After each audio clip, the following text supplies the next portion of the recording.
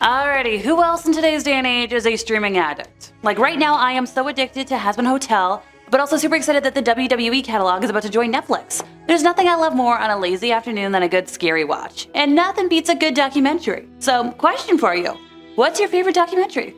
Let me know in the comments, and let's deep dive into some upcoming must-sees. Alright folks, we're starting off today with a flick that's arriving just in time for Valentine's Day, titled Lover, Stalker, Killer. In the murky depths of the digital realm, where love, obsession, and the macabre converge, this upcoming Netflix documentary thrusts us into the disturbing tale of a love triangle that transcended the boundaries of the virtual world, leaving a trail of chaos and tragedy. The narrative unfolds in Nebraska, with Dave Krupa, an unsuspecting auto mechanic and father of two, navigating the aftermath of a recent breakup. What starts as a casual foray into the dating world takes an unforeseen turn when he encounters 37-year-old single mother from Iowa. Krupa, adamant about not being tied down, and his new acquaintance, Farver, seemingly in agreement, embark on a relationship that promises nothing more than fun. And I love that for him. As Krupa revels in his newfound bachelorhood, another player enters the stage, Liz, an online connection with shared interests and a seemingly harmonious match. What ensues is a love triangle that takes a sinister turn, shattering Krupa's illusion of carefree dating.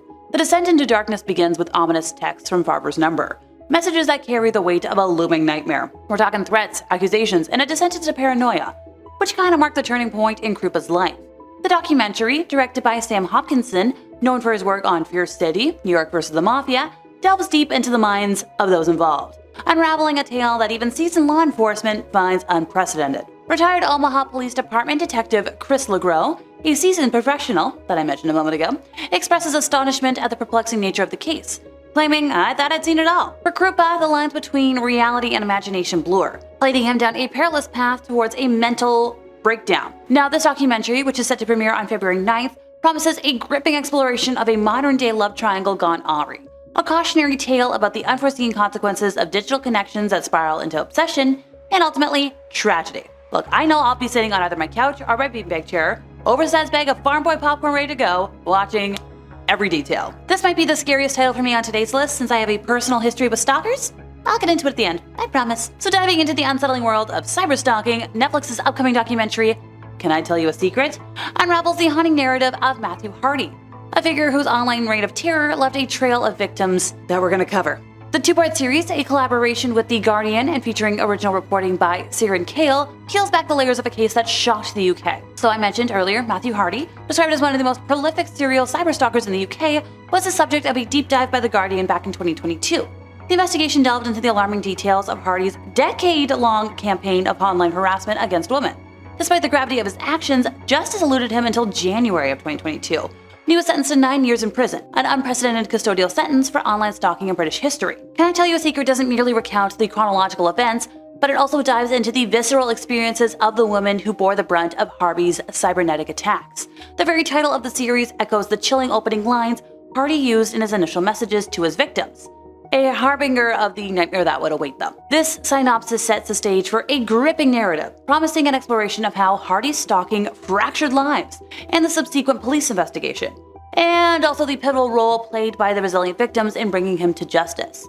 The series, a maiden venture for Louis Theroux's production company, Mindhouse, amplifies the voices of those directly impacted by Hardy's malevolent online presence. Nancy Strang, the executive producer, emphasizes the profound and lasting impact of Hardy's campaign on the women he targeted. Through their testimonies, the documentary aims to spotlight the grim reality of online stalking, challenging preconceived notions about the nature of harm in the digital age. So, as we anticipate the release of Can I Tell You a Secret? On February 21st, the series emerges not just as a crime documentary but as a cautionary tale. It peels back the veneer of the digital world, revealing the depth of manipulation and real-world consequences that can arise from unchecked cyberstalking. So yeah, hi, I've been a victim of it. Not once, not twice, many times. And sometimes it's even extended into the real world.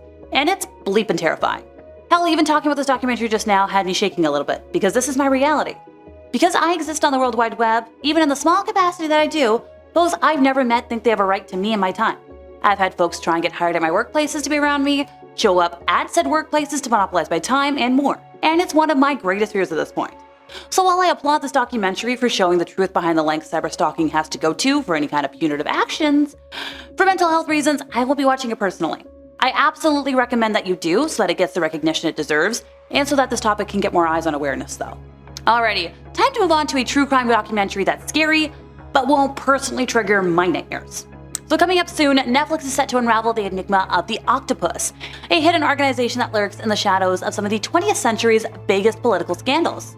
So the upcoming docuseries, titled American Conspiracy: The Octopus Killings, slated to launch on February 28th, plunges into the abyss of intrigue and secrecy, guided by the same hands that brought us the riveting Wild Wild Country. No, that's not the actual title, but I can't say the M word on here or else we're all gonna be in the not fun kind of trouble with this platform, and I don't want that, so killings it shall be. The narrative's genesis lies in the mysterious demise of journalist Danny Casolaro, discovered lifeless in a hotel bathtub, a death hastily deemed self-inflicted by the authorities.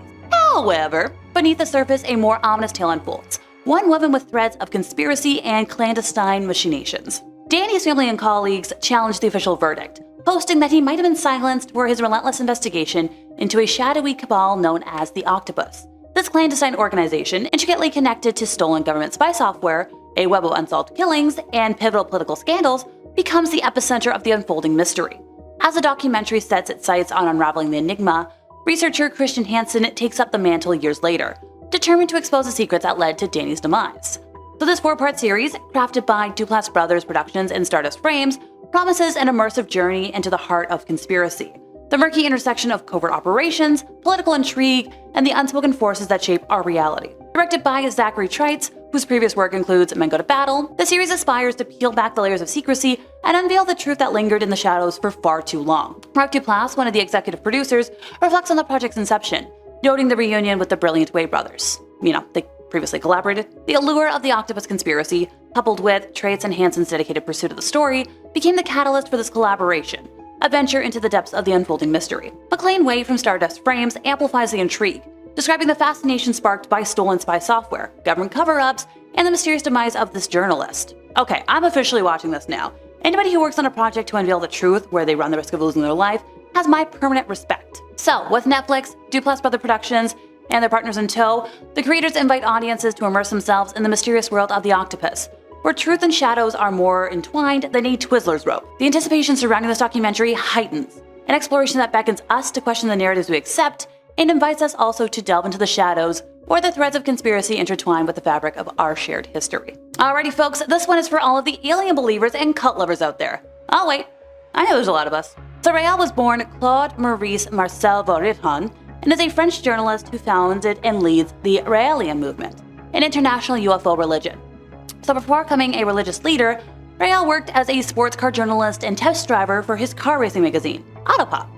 Following an extraterrestrial encounter in December of 1973, he formed the Raëlian movement and changed his name to Raël, meaning messenger of the Elohim. He later published several books which detail the encounter with a being called Yahweh in 1973 and traveled the world for over 30 years to promote them. These books teach that an extraterrestrial species known as the Elohim, you guessed it, created humanity using their advanced technology, similar to the Anunnaki theory that I've talked about before. This being an atheistic religion, it holds that Elohim have historically been mistaken for gods.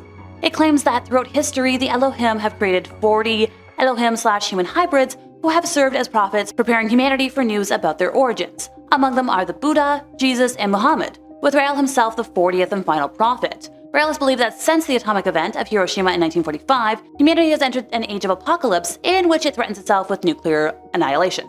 No biggie. Raëlism holds that humanity must find a way to harness new scientific and technological development for peaceful purposes, and that when this has been achieved, the Elohim will return to Earth to share their technology with humanity and establish a utopia of sorts. To this end, Raëlians have sought to build an embassy for the Elohim that incorporates a landing pad for their spaceship. Raëlians engage in daily meditation, hope for physical immortality through human cloning, and promote a liberal ethical system with a strong emphasis on schmexual experimentation. The series aims to explore the intricate details of this religious movement turned cult through investigative work and recovered documents. It will feature interviews with followers, critics, and Raël himself, providing a comprehensive view of the sources of belief and contradictions inherent in the movement. The docuseries promises to be a thrilling watch, offering a glimpse into an untapped world, exploring the complexities behind Raëlism and its evolution over the decades. I know I'll be watching. So technically I'm cheating with the last documentary today since it'll already be out by the time this hits your screens, but it was too terrifying to not highlight as a must-watch. It consists of a deep dive into the harrowing tale of Denise Huskins and Aaron Quinn, who were thrust into the national spotlight after a nightmarish home invasion on March 23rd of 2015. So the saga begins with the intrusion of a mysterious assailant, cloaked in red laser dots and armed with ominous intentions. In a flash, Huskins and Quinn find themselves bound, blindfolded, and subjected to a surreal ordeal that I can't talk about in enough detail. Use your imagination. It's bad. The intruder's chilling words echo in the darkness. This is what we're gonna do. We're gonna take you for 48 hours.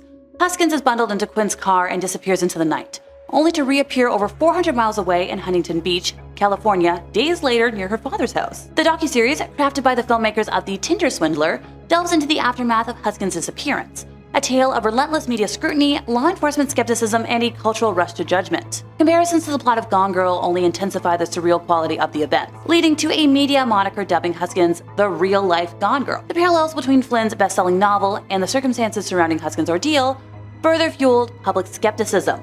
So as the three-part series unfolds, it navigates the intricate layers of Huskins and Quinn's traumatic experience, the incredulity they faced, the relentless interrogation, and the profound impact on their lives. The narrative, far from linear and predictable, unfolds with unexpected twists, challenging preconceived notions about truth and reality.